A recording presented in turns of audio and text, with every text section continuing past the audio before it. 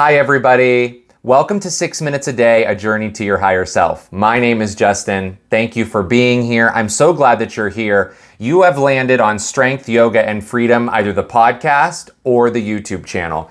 If you are brand new and have never seen one of my videos or listened to any episodes on the podcast, this is 6 Minutes a Day, where every day we take a look at an area in our lives that can be refocused on and maybe kind of touched up so we can start to move forward by creating healthy habits, healthy routines, ultimately leading to a better sense of your higher self and happiness.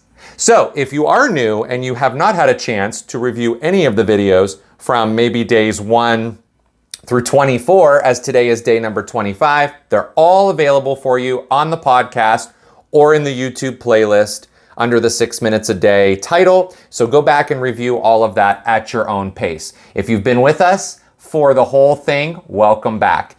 For the past about 9 days or so, we've been discussing dealing with other people.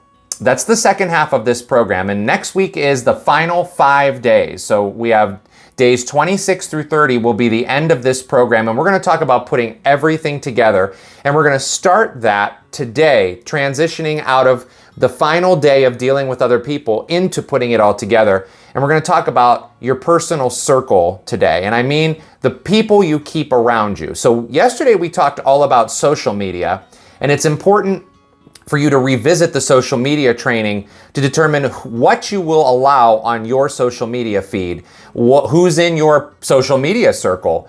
But in your personal circle, the people you interact with day to day, that's also very important as well. So let's get right into your personal circle. And as I just mentioned, we talked about social media yesterday.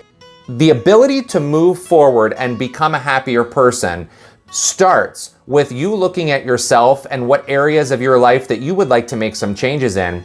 And then it requires you to determine what's going on out in the world with the people who are around you. Of course, that starts with social media and the people who are in your life in a personal capacity as well.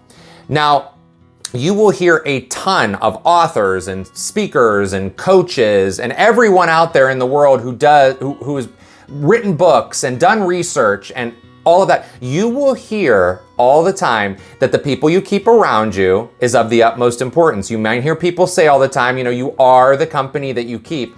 And to a big degree, that's very, very true. When you are around other people, your brain starts to absorb some of the habits and routines that go on in the circle of people you're around. So let's talk about that. If you are having healthy relationships, the people who are around you in those healthy relationships should absolutely be there for you in your tough times, right? When you're struggling or maybe you're not in alignment, you're kind of misaligned, but they also should be there for you when you are succeeding and when you are moving forward in your journey. If there are people in your life who are only there when you're down, or only there when you're succeeding, or when either of those things is happening and they make everything about their successes and their problems become more important than yours and yours get brushed off, you may want to think about that, who's around in your circle. It's all about support, honoring, cheering people on, rooting for them. Not making it about you if the other person is going through something. It's enhancing the other person's life. And so I want to talk about the 4 ways that I believe that people in your life help you on your journey. And these, to me, when someone exhibits all of these kind of qualities, they're kind of a keeper into the circle. Number 1, emotional growth. So if someone is contributing to your emotional growth, that means they're contributing to your overall well-being, they're contributing with your coping skills, they support you with your feelings, your emotions, they are a shoulder to lean on, and they do not make it about themselves. They are there to support you, and you in turn do the same with them. So emotional growth is the first one. The second growth aspect that you can look for in someone else is financial growth. Now, that doesn't necessarily mean that someone's contributing to you actually pulling money in all the time, but it has to do with the people in your circle who are not enabling you to spend your money in a haphazard way, or they don't take advantage of the money that you have or trick you into depleting your own financial resources so that they will be happy.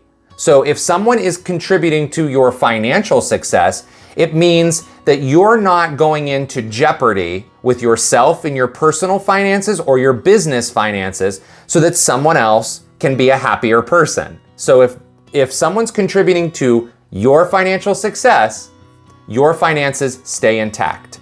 Physical growth. This has to do with the stuff that goes on in your body. For example, they support your lifestyle physically.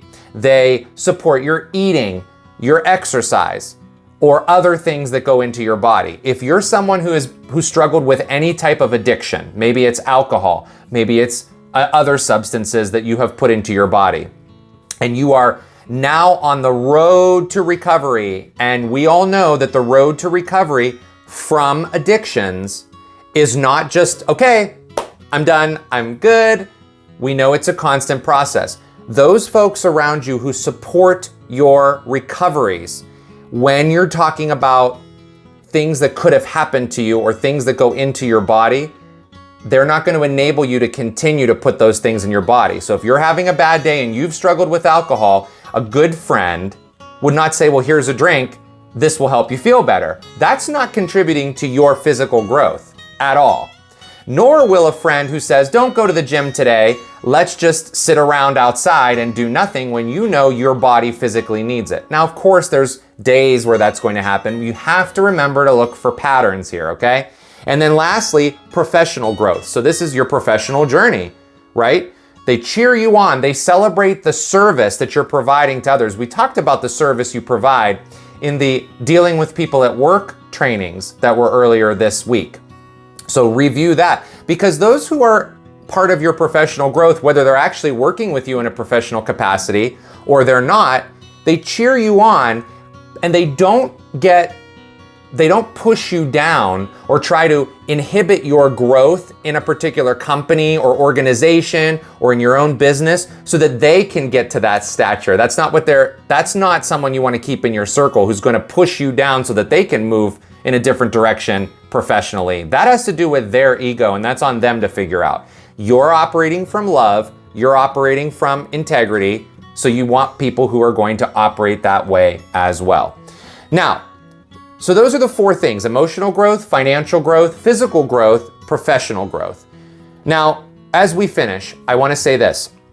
If you notice, all of the trainings that I have given you in the second half of this program, I've been saying pretty much the same thing except with different content in there, and that is this. We're focused on your behaviors, not other people's behaviors. What can you do to keep yourself healthy and not allow others to drag you down? Because your health is of the utmost importance. Your mental health, your physical health, your financial health, your emotional health, all of that is of the utmost importance. That's how you move yourself into a higher sense of self. And unfortunately, if there are people around who enable poor behavior, they may not belong in your close circle anymore. Because I'm going to leave you with this until we meet again next week. There are two types of people in this world, two types. People that will support, cheer you on, lift you up, raise you up.